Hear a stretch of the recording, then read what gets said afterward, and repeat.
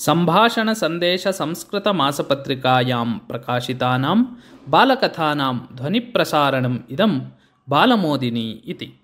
अपूर्वा वरदक्षिणा। मदनमोहनमालवीयः विश्वविद्यालयनिर्माणाय धनसङ्ग्रहणे निरतः आसीत्। तदवसरे कश्चन धनिकः तं दृष्ट्वा स्वपुत्र्याः विवाहस्य निमन्त्रणपत्रं दत्त्वा भवता अवश्यम् उपस्थाय वधूवरौ आशिषा अनुग्राह्यौ। वरः तु भवतः शिष्यः एव इति निवेदितवान्। मालवीयवर्यः निमन्त्रणपत्रम् अपठत्। वरः कः इति तेन झटिति अभिज्ञातं। ततः सः तं सज्जनम् अपृच्छत्। विवाहः महतवैभवेन निर्वर्तनीयः इति सङ्कल्पितं स्यात् ननु इति। आम्, एकमात्रपुत्री मम एषा।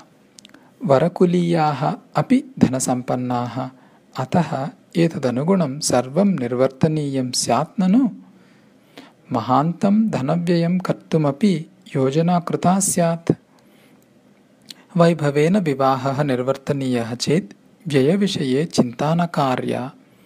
मम एकमात्रपुत्र्याः विवाहस्य अवसरे अहं कथं व्ययविषये सङ्कोचं कुर्याम्। आडम्बरार्थं यः व्ययः क्रियेत सः वस्तुतः व्यर्थः एव। शाश्वतकार्याय धनव्ययः यदि क्रियेत तर्हि एव सः श्लाघ्यः भवेत्। विवाहस्य वैभवेन निर्वर्तनाय यत् धनं व्ययीक्रियेत तत्सर्वं वरदक्षिणारूपेण विश्वविद्यालयाय अर्प्यताम्। विवाहः सरलतया निर्वर्त्यताम्। एतेन भवतः धनस्य सार्थक्यं स्यात्। ममापि कार्ये साहाय्यं स्यात्। लोककल्याणकरस्य कार्यस्य प्रोत्साहनात् महत् पुण्यमपि प्राप्येत। सः धनिकः क्षणं विरम्य अवदत्। भवतः कथने औचित्यम् अस्ति, किन्तु न जाने सरलविवाहविषये वरपक्षीयाः किं वदेयुः इति।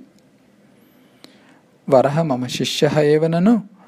तेन सह सम्भाषणं कृत्वा तत्पक्षीयाणाम् अङ्गीकारम् अहं प्राप्स्यामि इति अवदत् मालवीयः।